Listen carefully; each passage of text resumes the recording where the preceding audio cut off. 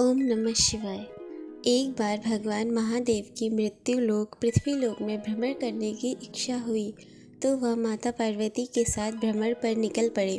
भ्रमण करते करते वे विदर्भ देश की अमरावती नामक अति रमणीक नगरी में पहुँचे। अमरावती नगरी सभी तरह के सुखों से परिपूर्ण थी। वहाँ के राजा ने अति रमणीक शिव जी का मंदिर बनवाया था। उसमें भगवान महादेव भगवती पार्वती के साथ गए। वहाँ माता पार्वती भगवान शंकर जी से बोली, हे प्रभु, आज हम दोनों चौसर खेलेंगे। शिव जी ने माता पार्वती की बात मान लिया और चौसर खेलने लगे। माता पार्वती ने मंदिर के पुजारी से पूछा, पुजारी जी बताओ, इस खेल में दोनों में से किसकी जीत होगी? पुजारी ने बिना विचारे ही कह दिया कि भगवान महादेव जी की जीत होगी। थोड़ी देर में खेल समाप्त हो गया और पार्वती जी की जीत हुई। अब माता पार्वती ने पुजारी को झूठ बोलने के अपराध में श्राप देना चाहा। तब भगवान महादेव ने पार्वती जी को बहुत समझाया, लेकिन वह नहीं मानी और उन्होंने पुजारी को कोढ़ी होने का श्राप दे दिया। कुछ समय बाद पार्वती जी के श्राप के अनुसार पुजारी के शरीर में कोढ़ पैदा हो गया। इस कारण पुजारी बहुत दुखी रहने लगा। इस प्रकार कष्ट भोगते हुए कई दिन बीत गए। एक दिन स्वर्गलोक की अप्सराएं शिव जी की पूजा करने के लिए उसी मंदिर में आईं और उन्होंने पुजारी के कोढ़ के कष्ट को देखकर बड़े दया भाव से उससे यह रोग होने का कारण पूछा। पुजारी जी ने निसंकोच सारी बात उन्हें बता दी। तब वह अप्सराएं बोली, हे पुजारी जी, तुम अधिक दुखी मत हो, भगवान शिव जी तुम्हारे कष्टों को दूर कर देंगे। तुम भक्ति भाव से 16 सोमवार का व्रत करो। पुजारी ने अप्सराओं से 16 सोमवार के व्रत की विधि पूछी। अप्सराओं ने बताया कि जिस दिन सोमवार हो उस दिन भक्ति के साथ व्रत करो और स्वच्छ वस्त्र पहनकर आधा सिर गेहूँ का आटा लो और उसकी बाटी बनाकर गुड़ व घी मिलाकर चूरमा बनाओ। अब उसके 3 भाग करो।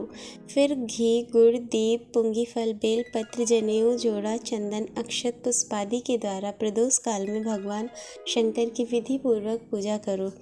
पूजन करने के पश्चात तीनों भागों में से एक भाग शिव जी को अर्पण करो और बाकी के 2 भागों को शिव जी के प्रसाद के रूप में उपस्थित जनों में बांट दो और फिर स्वयं भी प्रसाद ग्रहण करो। इस विधि से 16 सोमवार व्रत करो। फिर 7वें सोमवार के दिन पाव से गेहूं के आटे की बाटी बनाकर और उसमें घी तथा गुड़ मिलाकर चूरमा बनाओ और शिव जी का भोग लगाकर उपस्थित भक्तों में बांट दो। बाद में स्वयं परिवार प्रसाद ग्रहण करो तो भगवान शिव जी की कृपा से तुम्हारे मनोरथ पूर्ण हो जाएंगे। ऐसा कहकर अप्सराएं स्वर्गलोक को चली गई। ब्राह्मण ने यथाविधि 16 सोमवार व्रत किया तथा भगवान शिव जी की कृपा से कोढ़ से मुक्त होकर आनंद पूर्वक रहने लगा। कुछ दिन बाद जब पुनः भगवान शिव और माता पार्वती उस मंदिर में आए तब ब्राह्मण को निरोग देखकर पार्वती जी ने ब्राह्मण से रोग मुक्त होने का कारण पूछा तो ब्राह्मण ने 16 सोमवार व्रत के विषय में बता दिया। तब माता पार्वती ने अति प्रसन्न होकर ब्राह्मण से व्रत की विधि पूछी और फिर उसी विधि के अनुसार व्रत करने शुरू कर दिए। उन्होंने व्रत करते हुए कामना की कि उनका पुत्र उनके पास लौट आए। व्रत करने के बाद उनकी मनोकामना पूर्ण हुई और उनके रूठे पुत्र स्वामी कार्तिकेय स्वयं माता के आज्ञाकारी हुए। कार्तिकेय जी ने अपने इस विचार परिवर्तन का रहस्य जानना चाहा और वह माता पार्वती से बोले, हे माता जी, आपने ऐसा कौन सा उपाय किया जिससे मेरा मन आपका आज्ञाकारी हुआ? तब पार्वती जी ने कहा कि उन्होंने 16 सोमवार के व्रत किए थे। स्वामी कार्तिकेय जी बोले, मैं भी इस व्रत को करूँगा क्योंकि मेरा प्रिय मित्र ब्राह्मण बहुत दुखी मन से परदेश गया है। मुझे उससे मिलने की बहुत इच्छा हो रही। कार्तिकेय जी ने भी यह व्रत किया और उन्हें उनका प्रिय मित्र मिल गया। उस मित्र ने उनसे इस आकस्मिक मिलन का रहस्य पूछा तो वे बोले, हे मित्र, मैंने तुमसे मिलने की इच्छा से 16 सोमवार का व्रत किया था। अब ब्राह्मण मित्र को भी अपने विवाह की इच्छा हुई। स्वामी कार्तिकेय जी से व्रत की विधि पूछकर उसने यथाविधि व्रत किया। व्रत के प्रभाव से जब वह किसी काम के संबंध में विदेश गया तो वहाँ के राजा की लड़की का स्वयंवर था। राजा ने शर्त रखी थी कि जिस राजकुमार के गले में उसकी हथनी माला डालेगी वह उसी के साथ अपनी प्यारी पुत्री का विवाह कर देगा। भगवान शिव की कृपा से ब्राह्मण भी स्वयंवर देखने की इच्छा से राजसभा में एक और बैठ गया। नियत समय पर पूरी तरह सजी हुई हथनी आई और उसने ब्राह्मण के गले में माला डाल दी। राजा की शर्त के अनुसार बड़ी धूमधाम से राजकुमारी का विवाह उस सुंदर ब्राह्मण के साथ कर दिया गया। राजा ने ब्राह्मण को बहुत सा धन देकर और सम्मान देकर संतुष्ट किया। ब्राह्मण सुंदर राजकुमारी के साथ सुख से जीवन व्यतीत करने लगा। एक दिन राजकुमारी ने अपने पति से पूछा, हे प्राणनाथ, आपने ऐसा कौन सा पुण्य किया था जिसके प्रभाव से उस हाथिनी ने सारे राजकुमारों को छोड़कर आपके गले में माला डाली थी? ब्राह्मण ने कहा, हे प्रिय, मैंने अपने मित्र कार्तिकेय जी के कथा अनुसार 16 सोमवार का व्रत किया था, जिसके प्रभाव से मुझे तुम जैसी रूपवती पत्नी मिली।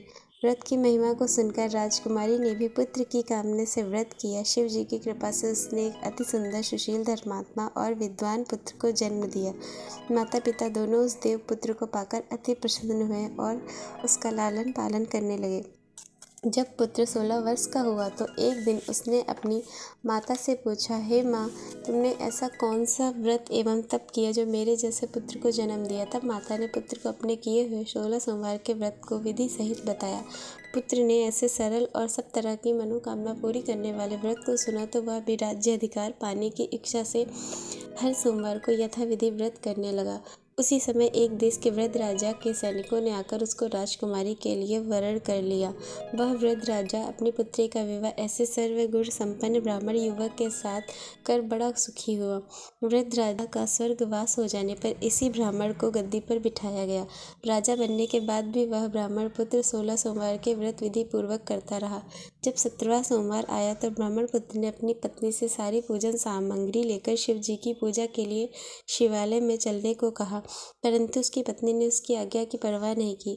उसने सारी पूजन सामग्री दास दासियों द्वारा शिवालय भिजवा दी और स्वयं मंदिर नहीं गई। जब राजा ने भगवान शिव का पूजन समाप्त किया तब एक आकाशवाणी हुई, हे राजा, तुम अपनी रानी को राजमहल से निकाल दो, नहीं तो तुम्हारा सर्वनाश हो जाएगा। आकाशवाणी को सुनकर राजा भयभीत हो गया और तत्काल ही मंत्रणा गृह में आकर उसने अपने सभासदों से मंत्रणा की। फिर राजा ने रानी को अपने यहाँ से निकाल दिया। रानी दुखी हृदय से भाग्य को कोसती हुई नगर के बाहर चली गई। रास्ते में एक बुढ़िया सूत काटकर बेचने ले जा रही थी। सूत का गट्ठर भारी होने की वजह से बुढ़िया उसे उठा नहीं पा रही थी। बुढ़िया ने रानी से वह गट्ठर उठाकर चलने को कहा। रानी ने बुढ़िया के सिर से सूत की गठरी उतारकर अपने सिर पर रख ली। थोड़ी ही देर बाद बहुत तेज आंधी आई और बुढ़िया का सूत पोटली सहित उड़ गया। बेचारी बुढ़िया पछताती रह गई और उस रानी को कोसती हुई अपने घर वापस लौट गई। अब चलते चलते रानी एक तेली के यहाँ पहुंची तो तेली के सारे मटके शिव जी के प्रकोप से उसी समय चटक गए। ऐसी दशा देखकर तेली ने रानी को वहां से भगा दिया। इस प्रकार रानी बहुत दुख पाती हुई एक नदी के तट पर पहुंची। नदी का सारा जल सूख गया। फिर रानी एक सरोवर में सीढ़ी से उतरकर पानी पीने गई तो उसके हाथ का जल से स्पर्श होते ही सरोवर के जल में असंख्य कीड़े तैरने लगे। रानी अपने भाग्य को दोष देते हुए उसी जल को पीकर पेड़ की शीतल छाया में विश्राम करने को गई। वहां रानी जिस भी पेड़ के नीचे जाती उसी पेड़ के पत्ते तुरंत गिर जाते। वन, सरोवर और जल की ऐसी दशा देखकर गाय चराते ग्वालों ने समीप के मंदिर के पुजारी को सारी बातें बताई। पुजारी के कहने पर ग्वाले रानी को पकड़कर पुजारी के पास ले गए। रानी के मुख की कांति और शरीर की शोभा देखकर पुजारी ने सोचा कि अवश्य ही कोई किस्मत की मारी कुलीन स्त्री है। ऐसा सोचकर पुजारी ने रानी से कहा, हे पुत्री, मैं तुमको अपनी पुत्री के समान रखूंगा, तुम मेरे आश्रम में ही रहो, मैं तुमको किसी प्रकार का कष्ट नहीं दूंगा। पुजारी के ऐसे वचन सुनकर रानी को धीरज मिला और वह आश्रम में रहने लगी। परंतु आश्रम में रानी जो भी भोजन बनाती वह सड़ जाता, जल भर के लाती उसमें कीड़े पड़ जाते।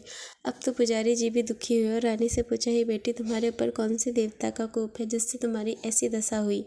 पुजारी की बात सुनकर रानी ने भगवान शिव के पूजन का बहिष्कार करने की सारी कथा सुनाई तो पुजारी ने रानी से कहा, हे देवी, तुम सारे मनोरथों को पूर्ण करने वाले 16 सोमवार का व्रत करो, उसके प्रभाव से तुम अपने कष्टों से मुक्ति पा सकोगी।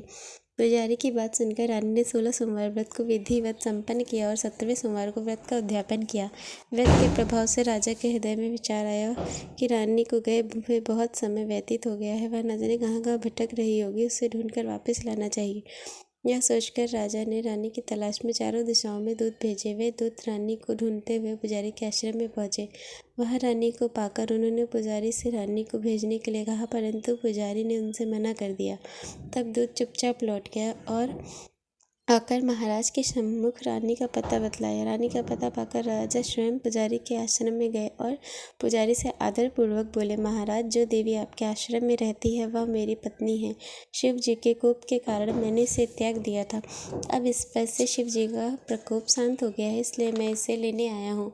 आप इसको मेरे साथ जाने की आज्ञा दीजिए। पुजारी ने राजा के वचन को सत्य जानकर रानी को राजा के साथ विदा किया। रानी खुशी खुशी राजा के साथ महल में आई।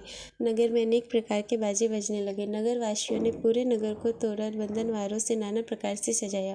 घर घर में मंगल गान होने लगा। राजा ने अनेक तरह से ब्राह्मणों को दान आदि देकर संतुष्ट किया। याचकों को अन्न वस्त्र धन आदि दिया।